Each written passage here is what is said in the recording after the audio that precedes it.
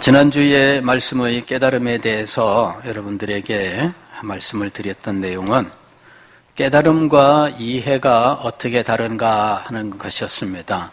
깨달음과 이해는 어떻게 다른가?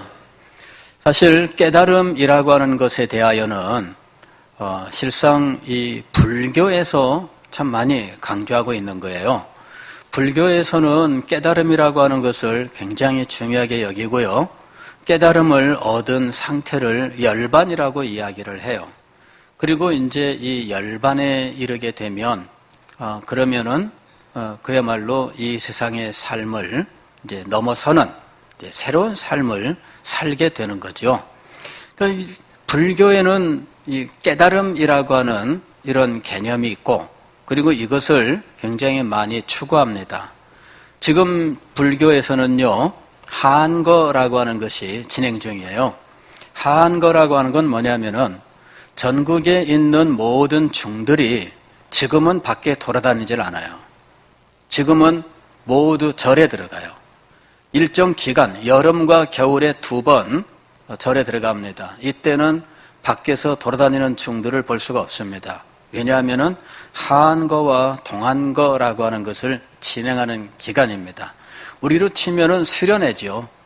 우리로 치면은 수련회인데 3박 4일 수련회가 아니라 한 달씩 진행되는 집중 수련 기간입니다.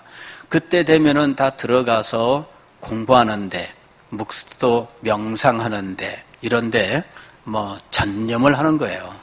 그래서 이 하한거, 동한거 이런 것들이 있어서 수련에 힘을 써요. 그리고 특별한 어떤 목표가 세워지면 또 이제 이 수련에 들어가게 됩니다. 그럴 때 이 사람들의 목표가 무엇이냐?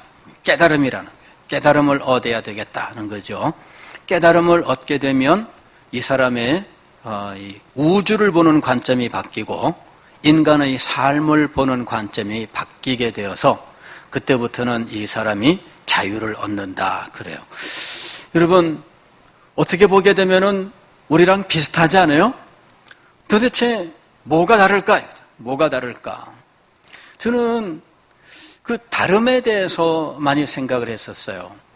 이 불교나 아니면은 도교에서 선이라고 하는 것 혹은 명상이라고 하는 것을 힘쓰는데, 그것과 우리의 기도 혹은 기독교적 이 묵상하고는 어떻게 다를까 제가 많이 연구를 했어요.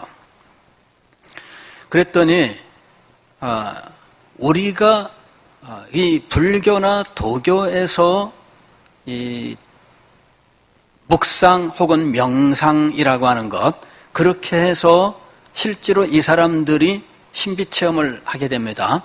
예, 실제로 신비체험이 있어요. 그래서 이 선에서 좌선이라고 하는 걸 하잖아요. 좌선은 앉아서 이제 이 선으로 들어가는 거예요.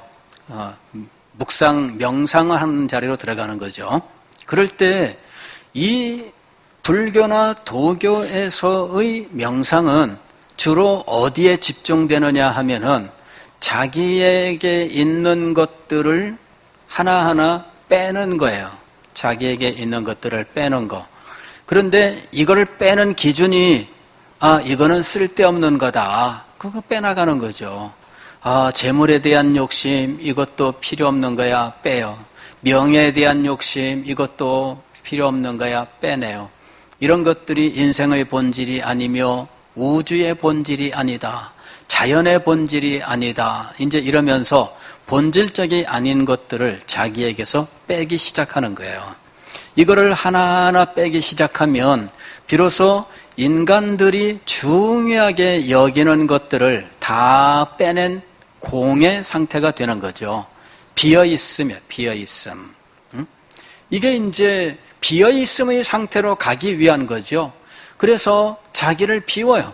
자기를 비워. 즉 자기 속에 실제의 자기가 아닌 것들이 가득 채워져 있기 때문에 이거를 모두 제거해야 참된 자기, 참된 자기를 보는 거예요. 이게 이제 이 진아라고 부르는 거죠. 참된 자기를 발견하게 되는 거예요. 이제 그렇게 자기를 비워나가게 되면 어느 순간 신비 체험이 오고 그러면서 이 사람은 각성을 하게 되는 거예요. 이제 실제로 이 종교에 이런 체험들이 있어요. 실제로 일어납니다. 예. 예전에 성철 스님이라고 하는 분, 이분 젊은 시절에 수련하던 이런 기록들을 보게 되면 실제로 나타나요. 정신 사납게 하는 일들, 자기는 이 귀신들의 어떤 마귀들의 이런 회방, 이런 것들, 그리고 이런 것들을 깨달음으로 물리치고 나서, 새로운 세계로 들어가게 되고, 이런 체험들에 대한 이야기가 있어요. 그러면 그런 사람들의 체험과 우리들의 은혜 체험은 도대체 무엇이 다른가 하는 것이죠. 실제로 기독교 신앙을 가지고 있는데 묵상과 명상과 관상으로 해서 점점 이 불교와 도교랑 똑같은 상황으로 나아가는 일들이 있습니다. 이게 사실은 신비주의예요. 사실은 거의 비슷하게 가요. 옷만 다르게 입었을 뿐이지 같이 나갑니다. 그러면 우리가 신비주의라고 하는 것을 왜 우리는 아니라고 말하느냐 이거죠. 우리의 묵상은 그런 이 명상 중심의 종교와 어떤 면에서 다르냐? 아까 제가 설명을 드렸잖아요. 명상 중심의 종교는 참된 자기를 발견하기 위하여 자기에게서 가짜 자기를 제거하는 거죠. 하나하나 빼서 다 비웠을 때, 다 비워진 이 공의 상태가 되었을 때, 이제 그때 그게 깨달음이 온다는 거예요. 그런데 우리는 어떤 상태냐? 우리는 하나님의 것으로 채우는 거예요. 이게 이제 우리의 묵상과 이 명상 중심의 종교와 차이점입니다. 그들은 애초 출발을 인간에서부터 시작을 해요. 그래서 인간에게서 자기의 욕심과 이 어떤 집착과 이런 것들로 붙들고 있었던 것들을 놓는 과정이 실상은 이제 깨달음의 과정이에요. 이것을 다 놓았을 때 깨달음을 얻었다라고 말하는 거죠. 그러면 우리는 뭐냐? 우리의 묵상은 무엇이냐면 하나님의 것으로 우리 속을 채우는 거예요. 하나님의 것으로 우리 속을 채워요. 그래서 하나님의 거룩함과 하나님의 영광에 대한 것들을 우리 속에 채우는 거예요. 우리의 묵상은 자기에게 집중되지 아니하고 1차적으로 누구에게 집중되느냐 하면 하나님에게 집중되는 거예요.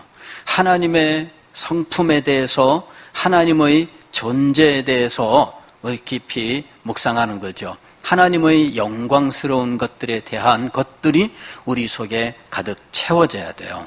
그리고 그런 것들을 통해서 우리는 하나님이 어떤 분이신지를 알게 되는 데 나가는 거예요. 이것이 우리의 묵상의 차이입니다. 가령 이 명상 종교들에서는 참된 자아를 아는 것이 목표예요. 참된 자아를. 그러나 우리의 묵상은 목표가 하나님을 참되게 아는 것이 우리의 목표예요. 그래서 하나님을 향하여 나아가고 하나님에 대한 것들을 듣고 읽고 기도하고 묵상하는 거죠. 그래서 하나님께 대한 깨달음이 임해야 돼요.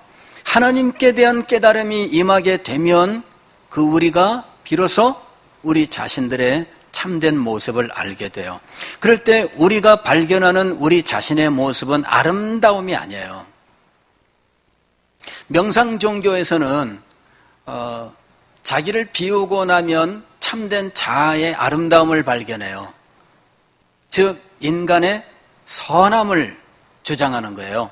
그러나 우리는 하나님의 영광을 알게 되면 그러면 우리의 참 모습을 발견하게 되는데 죄악 덩어리 인생을 발견하게 되는 거예요. 전혀 다릅니다.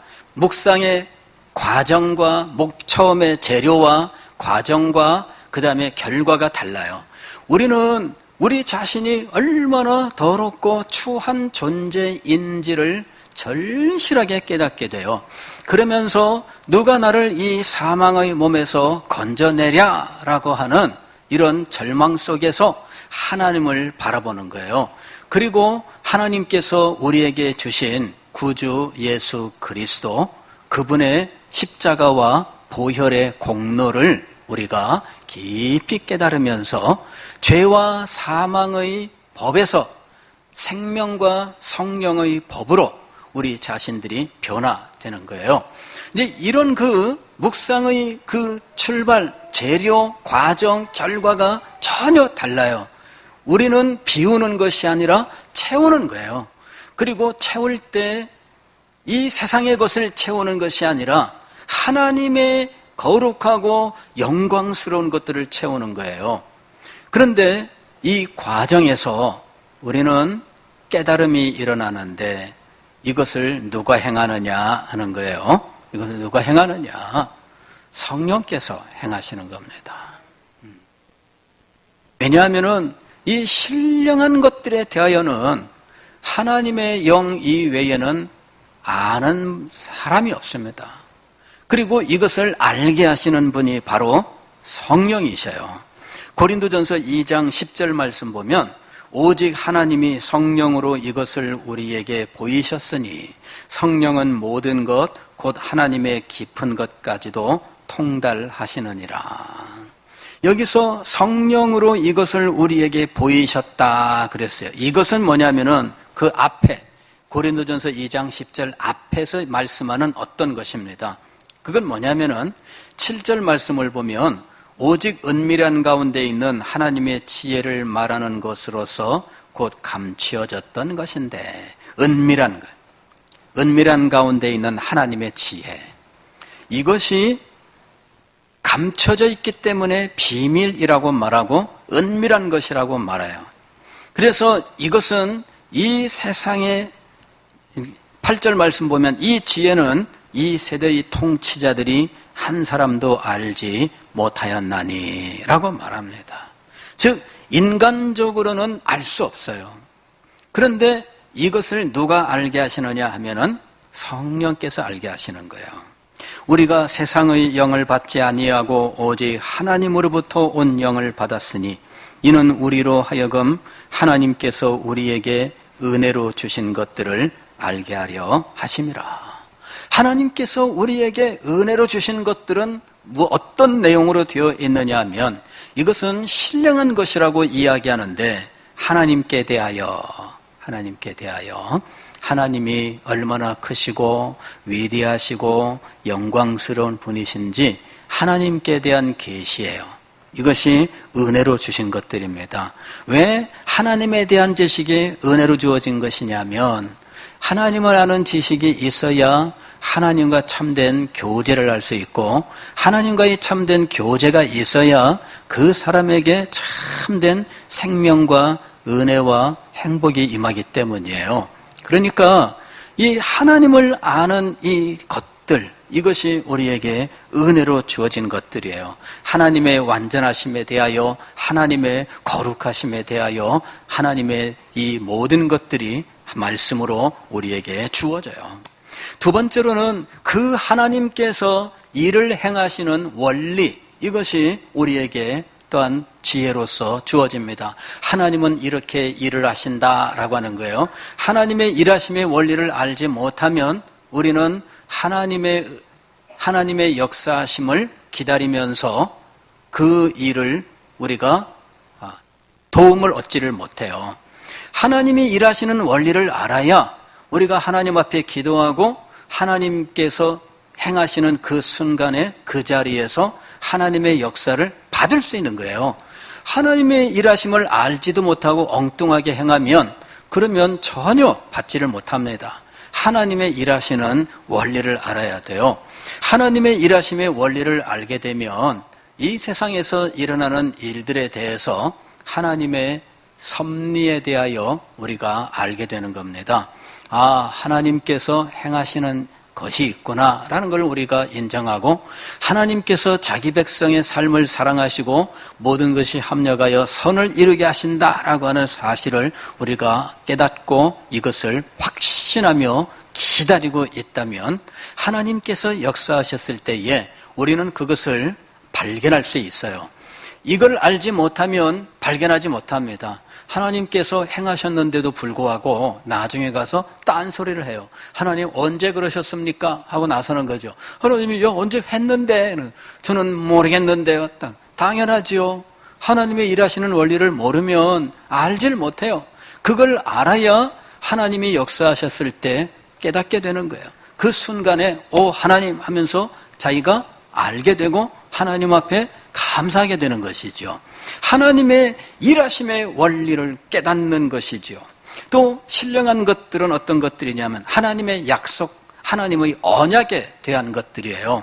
하나님의 언약은 지금 우리가 7월부터 지금 계속 주일 오전 예배 시간에 생각하고 있습니다만은 이게 거대한 하나님의 작정과 예정을 실천하는 일들이에요. 이게 하나님의 약속입니다. 마음속에 작정한 게 있어요. 이거를 말로 옮겼을 때 약속이 되는 겁니다.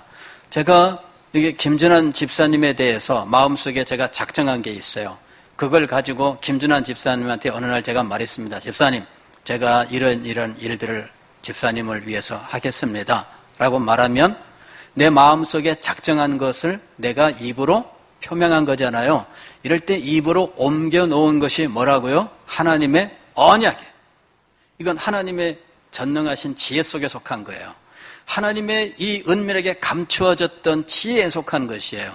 이 지혜에 속한 것이 하나님의 말씀으로 우리에게 선포돼요. 그 말씀을 듣고 깨닫게 되면 우리는 하나님의 큰 뜻을 알게 돼요. 역사를 주관하시는 하나님의 뜻을 알게 돼요. 하나님께서 새하늘과 새 땅까지 이 인간의 역사와 이 우주를 어떻게 섭리해 나가시는지를 우리가 알게 돼요.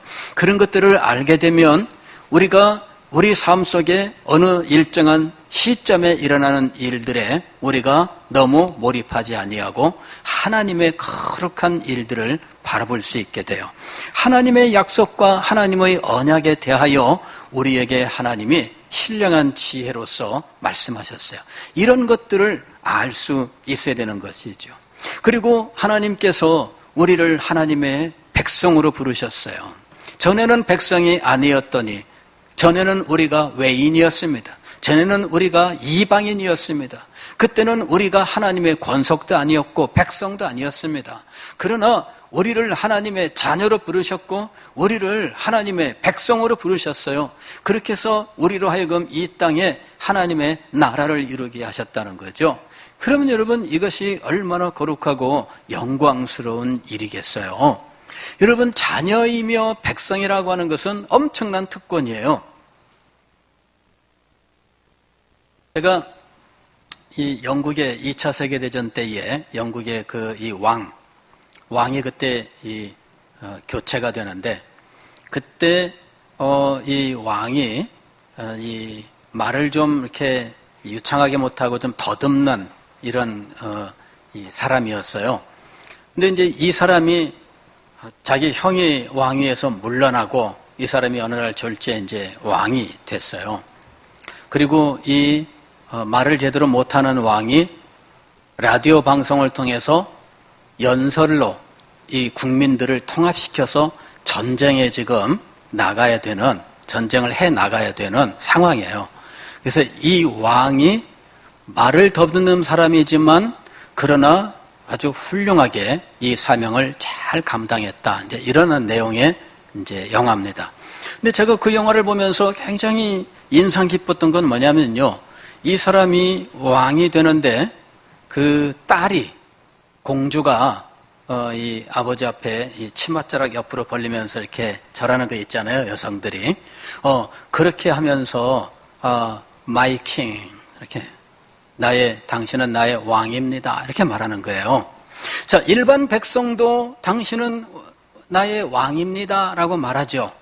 그러나 지금 공주가, 딸이 당신은 나의 왕입니다 라고 말하는데, 그때 제가 마음속에 깨달음이 왔어요. 아, 자녀이며 백성인 사람은 왕자나 공주구나.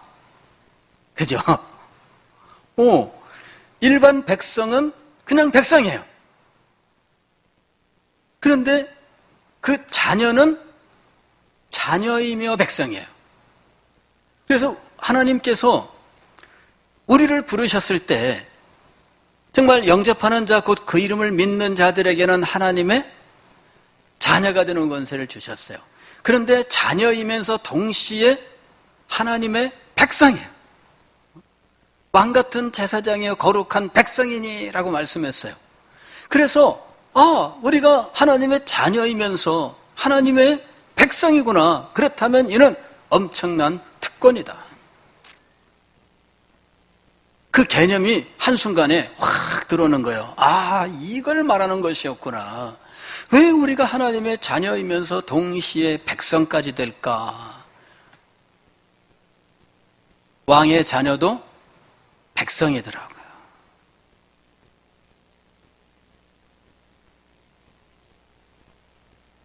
그런데 이 왕의 자녀가 백성으로서 가지는 사명이 있어요. 우리가 하나님의 자녀가 되었고 하나님 나라의 백성이 되었어요. 그 사명에 대한 깨달음이 우리에게 있어야 됩니다. 전체적인 사명의 원리에 대한 깨달음뿐만 아니라 지금 이 시대 속에서 이 시대에 시급하게 요구되는 사명이 있다는 거죠. 그것에 대한 깨달음이 우리에게 와야 돼요. 물론 종합적으로 우리에게는 이 사명 전부가 다 해야 될 일들에 속해 있습니다. 그러나 지금 이 순간 우리에게 도전해 오는 사명이 있어요. 그 사명을 우리가 감당해야 돼요.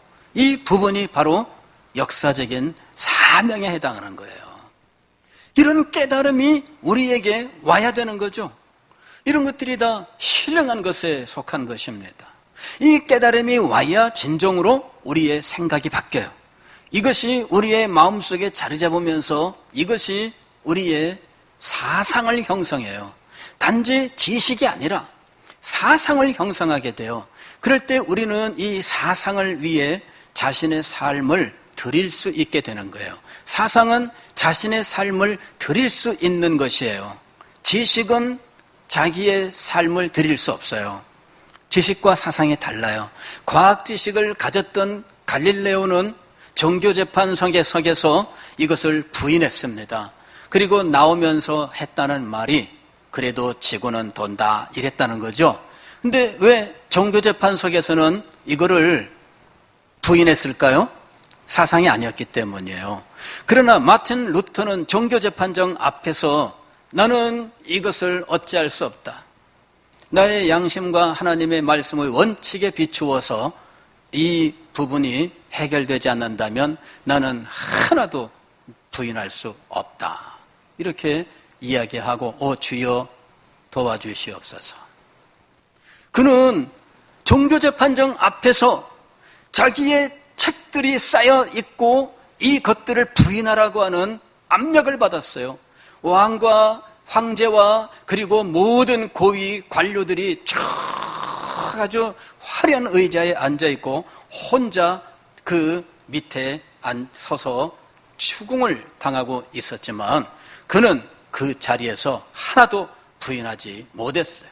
왜냐하면 이것이 그의 사상에 되어 있고 자기의 존재가 되어 있었기 때문이죠. 그래서 그는 부인하지 않고 그 자리에서 당당하게 선언을 하고 뒤돌아 나오는 거예요. 여러분, 하나님의 말씀이 우리에게 어떻게 임해야 될까요? 갈릴레오가 발견했었던 지식으로 임해야 될까요? 아니면은 루터가 하나님의 뜻으로 받았던 그 사상으로 임해야 될까요? 하나님의 말씀이 오늘 우리에게 어떻게 임해야 되겠습니까? 열매 맺는 말씀, 깨달음으로부터 시작됩니다. 그런데 단지 지성의 문제가 아니에요. 그 사람의 존재의 문제입니다. 성령께서 그에게 어떻게 역사하시는지, 이 모든 원리를 알고 하나님의 은혜를 구하고 성령의 역사를 간구하십시오. 여러분의 존재, 여러분의 삶이 바로 여기에 달려있는 거예요. 열매 맺는 하나님의 사람이 될 것이냐, 아니면은 열매 맺지 못하는 사람이 될 것이냐. 지금 우리 주님께서는 하나님 나라는 어떤 곳이라고 말씀하느냐 하면 열매 맺는 곳이라고 말씀하고 있는 거예요. 열매를 맺고 계십니까? 30배, 60배, 100배의 결실. 여러분, 이 결실이라고 하는 것이 무엇인지 이제 우리가 생각할 때가 되었습니다. 정말 결실하는 우리의 삶이 되고 있습니까? 여러분의 생활에 무슨 윤택함을 말씀하는 것일까요? 아니에요.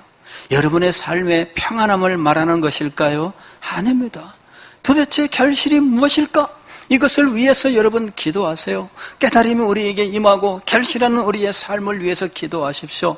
주님께서 여러분을 그 일을 위해서